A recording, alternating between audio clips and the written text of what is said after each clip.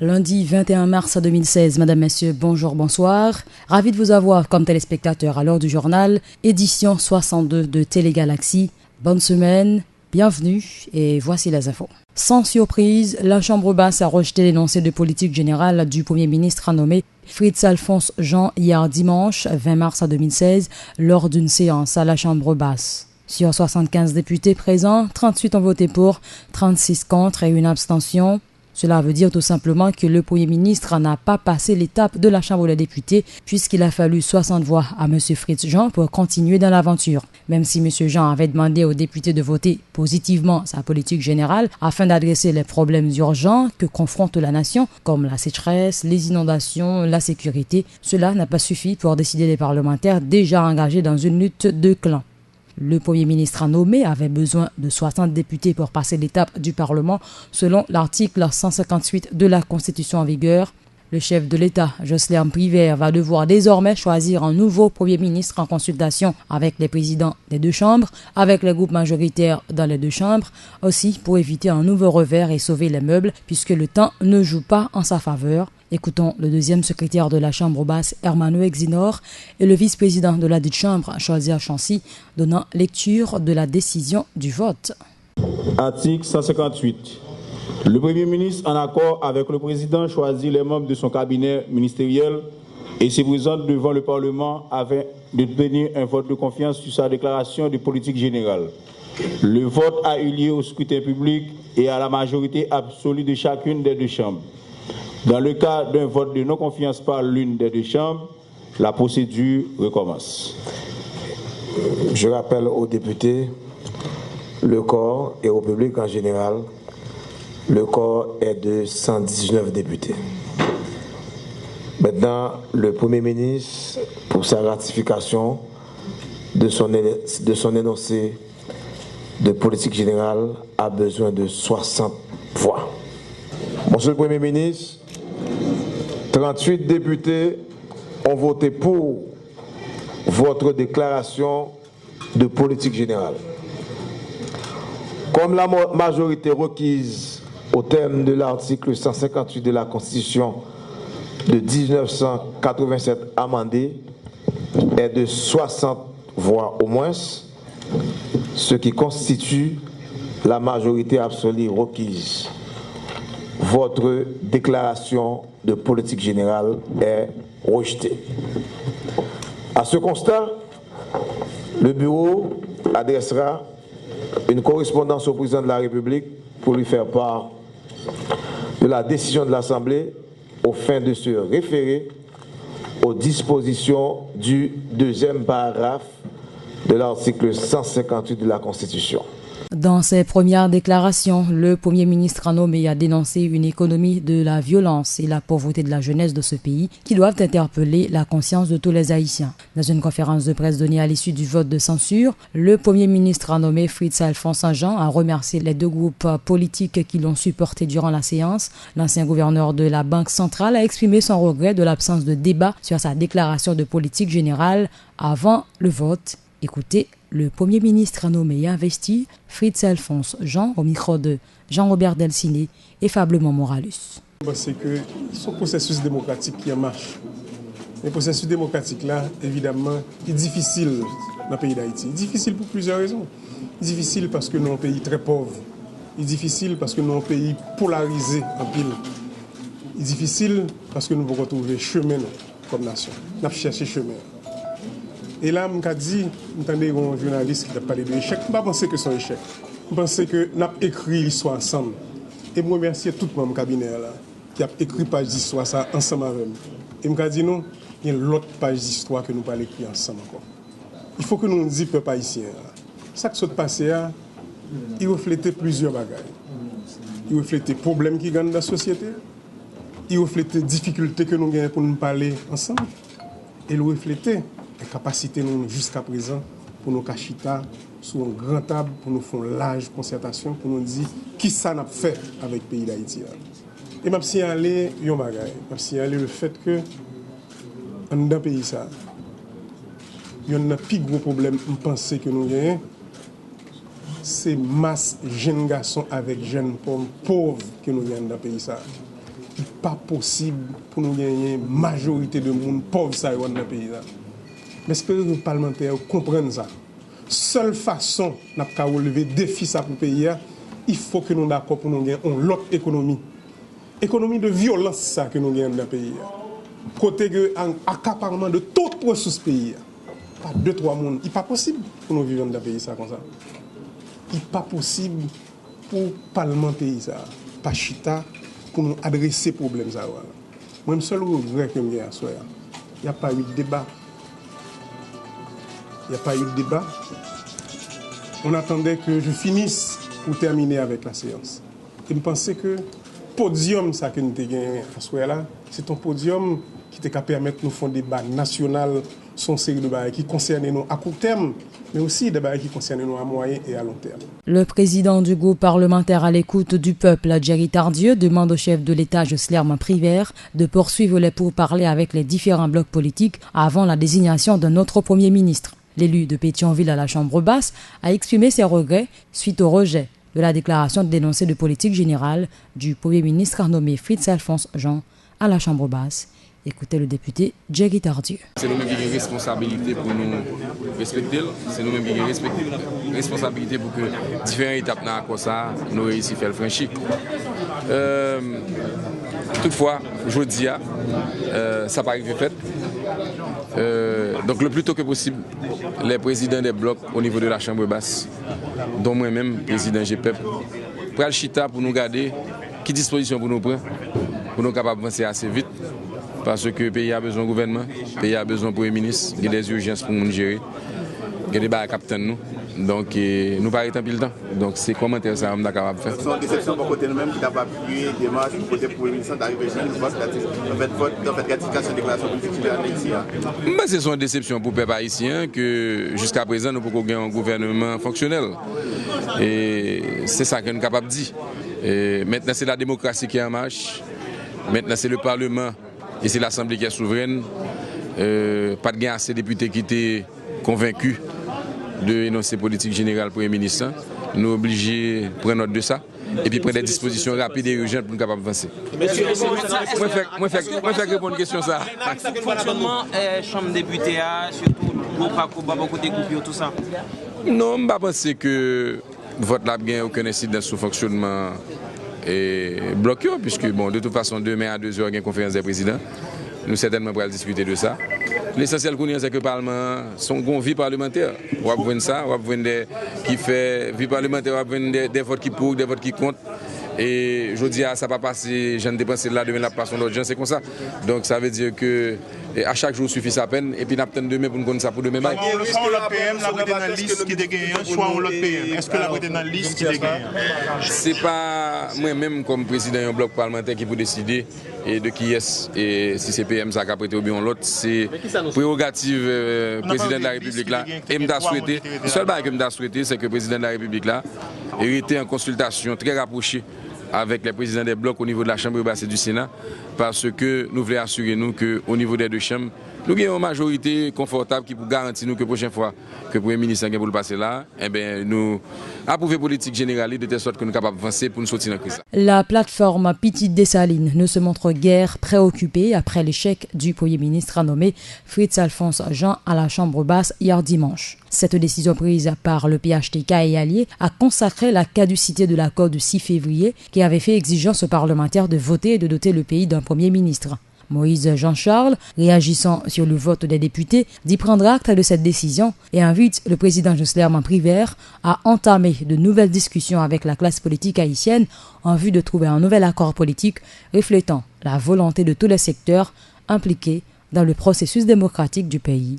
Le dirigeant de la plateforme Petite Dessalines, Moïse Jean-Charles, était au micro de Jean-Guy Sadrak Mémé. Je ne suis pas capable de dire que je vais le président Privert une bonne note. Je ne vais pas dire tout, je vais écraser le président Privert. Parce qu'il ne peut pas seulement mettre d'accord.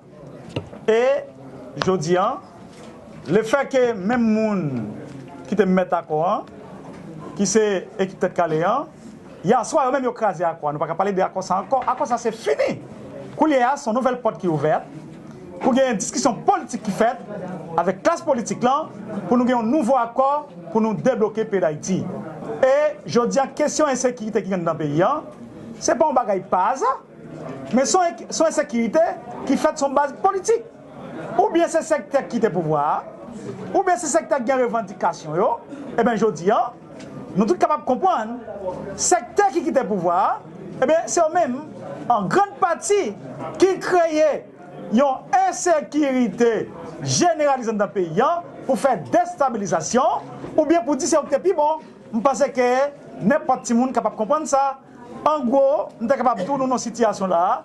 Si nous ne sommes pas pressés de un accord politique, eh bien, pays pas le plonger dans nos pays. L'Alliance pour la libération et l'avancement d'Haïti salue le rejet de l'énoncé de politique générale du Premier ministre nommé Fritz-Alphonse Jean par la Chambre des députés. La composition de son gouvernement ne reflète pas la volonté populaire, a laissé entendre le leader de Allah, Reynald Georges, qui a dénoncé des pressions exercées avant le vote par la communauté internationale sur le Parlement en faveur de l'approbation de la déclaration de politique générale de l'ancien gouverneur de la Banque centrale. Par ailleurs, l'ancien sénateur de la République a mis en garde le président provisoire contre toute tentative de dissolution du Parlement.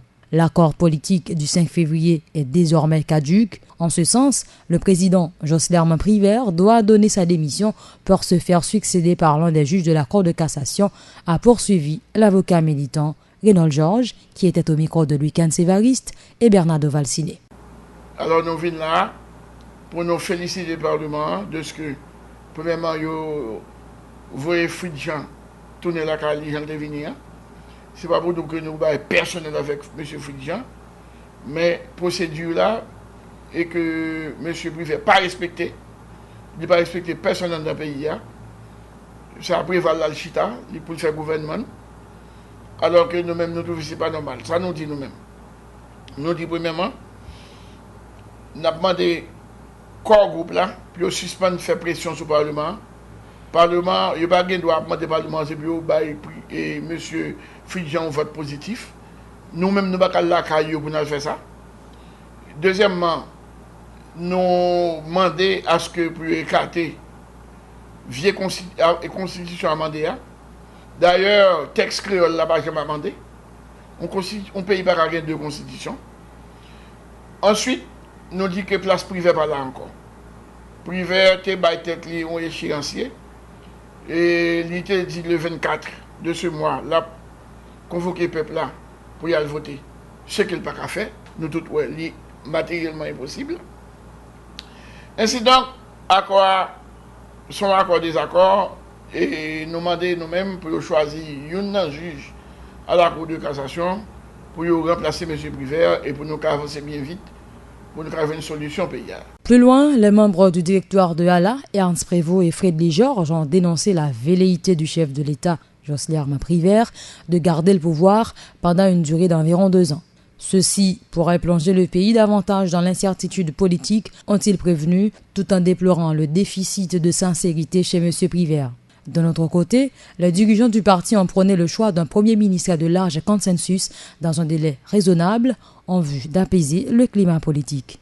De retour, Ernst Prévost et Frédéric Georges au micro de Louis Sévariste et Fablement Moralus. Nous-mêmes, ça nous dit nous-mêmes dans Allah, nous constatons, et comme de fait, nous prenons acte de vote de censure ça, que le Parlement baille Fritz Jean. Mais de l'autre côté, nous suivons l'évolution politique là, parce que nous constatons tout gagnons velléité. Bon côté, M. Privert, pour que il était sous pouvoir, et même pour nous tendre dans l'arrière, même pour 2 ans. Ça nous dénonce, il n'est pas capable de faire, il va créer plus de problèmes dans le pays. Et déjà, nous tendons, les policiers qui sont tombés, les gens qui sont tombés, c'est parce que nous avons une instabilité politique chronique. Nous-mêmes, là, nous exigeons, en principe, puisque à quoi l'y tomber, nous exigeons pour M. Privert remettre pouvoir à un juge à la Cour de cassation. Nous avons posé une question encore. Pour qui ça fait, par exemple, un choix d'un Premier ministre, il n'est pas fait non seulement avec toute classe politique, là, avec le Parlement, avec tout le monde dans ce testament qui inclut dans politique là, pour permettre que nous ayons une certaine légitimité qui permettre que nous pas rebloquer pays encore là. Et l'autre bagarre encore c'est que nous crois que maître Prévost il était signalé là, c'est que est-ce que nous avons un pays côté monde qui là pour protéger ak servi chaque jour a tomber côté $1 il tout actuellement 65 gouttes mais quoi là actuellement là côté gon en insécurité mais dit qui chronique là dans pays donc je pense que fort de tout constat ça là Allah pas arrêter indifférent. D'ailleurs nous connaissons un parti politique qui non seulement pour les pauvres surtout d'ailleurs qui doit dénoncer dérive dans la société et tout proposer tout. Donc nous pensons que faut Jean mettre Josdil là, faut qu'au moins nous passer dans la légalité et l'égalité c'est au moins Jean Constitution 87 là de dire d'ailleurs comme nous dit au niveau là la Constitution a demandé son vrai anicochetier pour pays. Donc, je pense que nous sommes supposés retourner à la Constitution de 87 pour au moins nous faire choix de un juge dans le cours de cassation qui a baillé une certaine légitimité par rapport à pouvoir. Et les ça, nous sommes capables au moins regarder quatre là pour au moins nous rentrer dans l'égalité. Le monde syndical haïtien se dit consterné de la décision de certains parlementaires qui ont voté contre l'énoncé de politique générale du Premier ministre nommé et investi Fritz-Alphonse Jean. Il revient à présent au président provisoire Jocelyn Privert de trouver un consensus avec les présidents des deux chambres du Parlement en vue du choix d'un nouveau Premier ministre. Ainsi, le porte-parole du monde syndical haïtien, Similier Hermanès, appelle également les parlementaires à jouer leur partition afin de doter le pays, une bonne fois pour toutes, d'un gouvernement. Les propos de Similier Hermanès ont été recueillis par Nancy Léné. Nous pensons que, comme Constitution Jaoté dit là, il dit que à partir de si on bat au vote de nos confiance, il dit la procédure recommence. Mais là, est-ce que jusqu'à présent, si bayo mal passé, j'ai passé là, est-ce que monsieur est prêt, moi-même, pour nous-mêmes, nous pensons que le président Privert, ensemble avec le Premier ministre, l'État de Chita avec le président de Chambio, et puis repenser bayo. Parce que si bayo était fait de manière, on dit que parce que yo estimé que Jean bayo était fait là, il pas bien fait. Encore une fois, sagement, nous si gon erreur glissé parce que c'est haïtien nous, c'est ça que fait nous-mêmes nous dit, nous t'a toujours aimé que bagay yo fait donc à la manière, on dit que à l'haïtienne. Parce que ce n'est pas blanc pour imposer nous une solution. Pays à ces pays, nous tous liés, souffrance peuple haïtien, dans tout le monde qui dit que nous sommes haïtiens, nous t'arrêtons pour que vous fassiez preuve vraiment que c'est haïtien dans tout le corps. L'eau et l'emploi est le thème retenu par les Nations Unies pour la célébration de la Journée mondiale de l'eau ce 22 mars 2016. Haïti s'apprête à marquer cette journée. En ce sens, l'Organisme national de l'eau, la DINEPA, a organisé ce lundi une journée d'échange avec les représentants de plusieurs bailleurs internationaux qui interviennent dans le secteur de l'eau.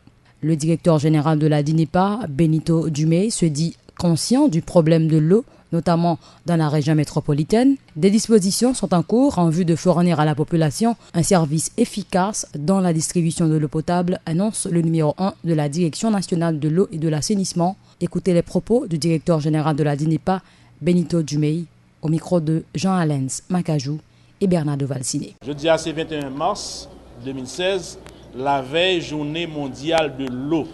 Et chaque année, le 22 mars, ils ont choisi au niveau des Nations Unies depuis plusieurs années, plus d'une vingtaine d'années, journée 22 mars là comme étant la journée mondiale de l'eau. Et ils ont choisi un thème pour commémorer journée ça. Année ça, thème qu'ils ont choisi c'est l'eau et l'emploi. Et je ne t'ai dit tout à l'heure dans la prise de parole que nous avons fait, c'est que à travers le monde, il y a 1,5 milliard de monde qui travailleurs, c'est plus ou moins sur les rapport avec la question de l'eau. Et 3 cas emplois que nous avons à travers le monde, l'eau a gagné pour ça. Donc c'est un plaisir pour nous, avec partenaires nous qui c'est UNICEF, l'autre partenaire coopération espagnole, coopération suisse, Banque mondiale, BID, qui rassemblé matin justement pour nous lancer célébration journée mondiale de l'eau. Je ne t'ai dit, journée aujourd'hui, c'est nous commencer. Demain, c'est une journée qui a fait, qui a des actions qui a fait à travers les pays, dans la région même.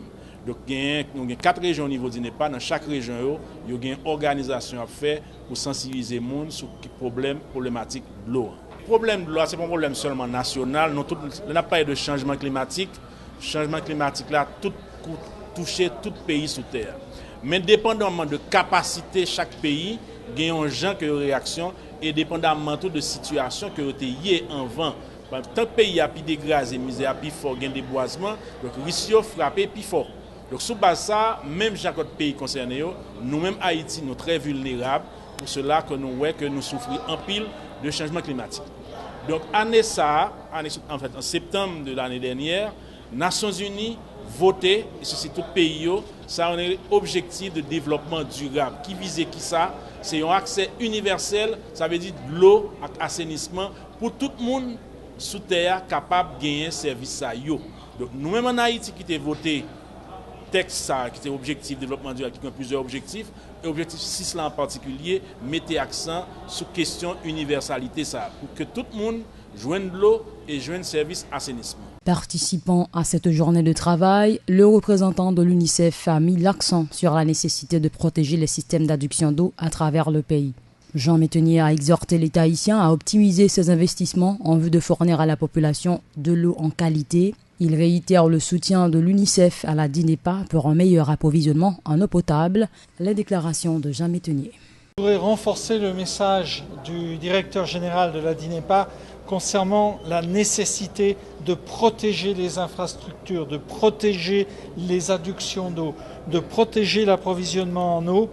Les investissements qui ont été faits sont des investissements coûteux et qu'il est nécessaire de protéger pour assurer à ce qu'il y ait une meilleure distribution de l'eau. Aujourd'hui, comme on l'a dit, pratiquement 1,5 milliard de personnes sont d'une manière directement dépendantes de l'eau. Aujourd'hui, en Haïti, les agriculteurs sont directement dépendants de la pluviométrie.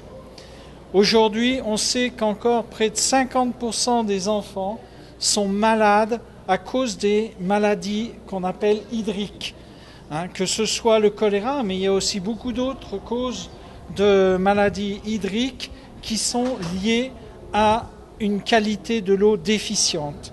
Et donc, il est important que l'on continue de travailler avec la DINEPA, mais aussi il est important que l'État investisse dans l'approvisionnement en eau de sa population pour assurer à ce qu'il y ait une meilleure condition sanitaire de la population et des enfants en particulier, et aussi de toutes les professions qui sont plus ou moins directement liées à l'eau.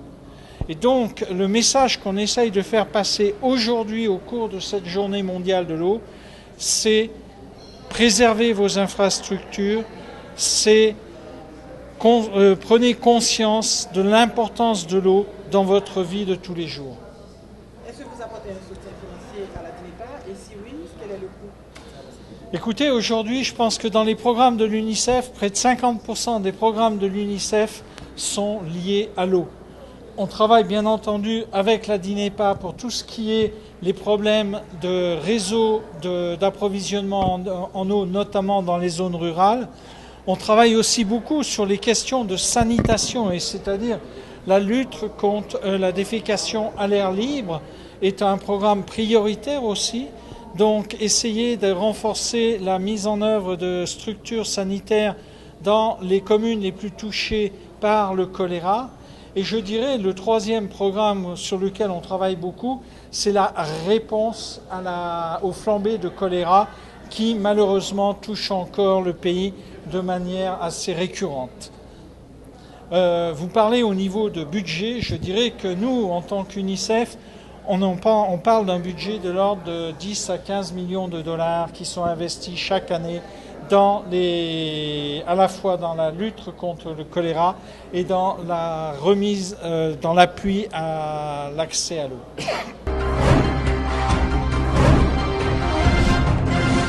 Le responsable de la plateforme Petite Dessalines, Moïse Jean-Charles, a dressé un bilan positif de sa récente visite au Venezuela. Une visite au cours de laquelle il a rencontré le président Nicolás Maduro. L'objectif était de donner la garantie au gouvernement vénézuélien sur la volonté de l'État haïtien de respecter à la lettre l'esprit de l'accord du Petro-Caribé. Moïse Jean-Charles a rassuré la population sur la continuité du programme tout en invitant le président Jocelyn Privert à régler les dettes d'Haïti envers le Venezuela. Écoutez l'ancien sénateur Moïse Jean-Charles. Ça fait une semaine depuis que nous avons quitté le pays pour nous répondre à une invitation du gouvernement vénézuélien. Dans nos peuples haïtiens, dans nos plateformes Petite Dessalines, nous sommes contents pour me saluer le président Maduro, ensemble avec le ministre des Affaires étrangères, Mme Rodriguez, pour le accueil que vous avez la caille. Et visite ça, c'est une visite qui était vraiment importante pour le pays d'Haïti. Je voulais rassurer les Haïtiens là. Le problème qui n'a pas gagné au niveau du programme Fonds Petro-Caribéen, comme c'est moi-même, Moïse Jean-Charles, président Préval, qui a initié le programme Santé dans le pays, eh bien, il y a une grosse difficulté parce que nous avons un président qui a déjoué, qui prend tout comme Fonds Petro-Caribéen. Depuis le mois août 2015, il n'a pas jamais payé. Non seulement comme ça, où on a 60% qui est là-dedans, qui pour nous remettre les sous 25 ans, mais 40%. Chaque fois que nous faisons vendre gaz là pour nous remettre comme ça. Nous ne pas 40%, nous ne pas 60%. Ça veut dire qui ça? Le gouvernement haïtien a mis tout comme ça, on a mis. Malheureusement, comme ça n'a pas fait route, comme ça n'a pas fait l'hôpital, c'est gagoté comme blanc, il prend comme ça, il a classé dans l'autre banque qui est dans l'autre pays. Pourquoi, aujourd'hui, nous voulons rassurer les haïtiens, nous sauver le programme Fonds Petro-Caribéen. Aujourd'hui, nous abordons la question avec le gouvernement vénézuélien, qui a même invité nous, et nous parler en long et en large, et nous allons continuer le programme avec le pays d'Haïti.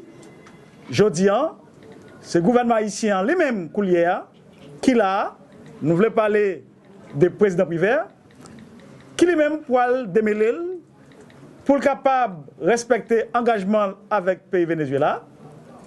Et nous-mêmes, tout au niveau paysan, faisons un travail pour nous connaître qui côté Matéli avec le paquet de l'argent. C'est dans ce sens ça, nous avons voyage nous fait dans le pays Venezuela là, nous avons sauvé le pays, nous avons sauvé le programme Fonds Petro-Caribéen.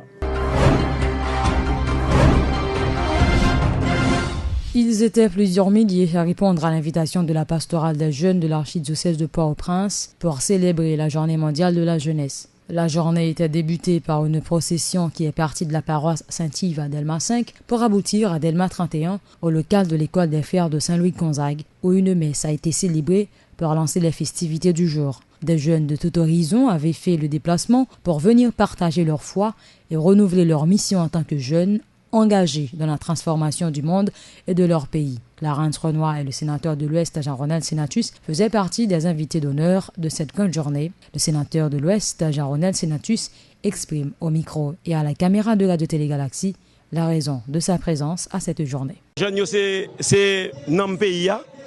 Journée mondiale jeunesse là, marquée par grande activité que pastorale universitaire l'a fait.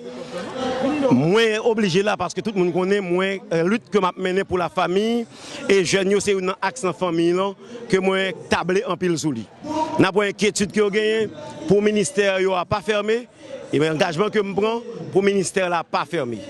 Moi vini tout pour m'encourager jeunes pour me faire connaître c'est eux qui moral pays c'est eux qui force pays et par conséquent ils doivent accorder en pile importance avec avenir pour pas quitter à culturer Jean-Pierre t'a dit là mettez pantalon sous mes derrière pas régler rien tatouer quoi pas régler rien mais apprendre une profession apprendre bailler tête modèle apprendre orienter qui va permettre demain si Dieu veut même aujourd'hui m'était un jeune avant hier m'était simple avocat m'était milité comme magistrat jodi moi c'est sénateur de la République à partir de travail que je sorti, m'a fait. Je dit là tout à l'heure, dans ghetto, je sorti. Portail Léogane, à les avenues Bolos.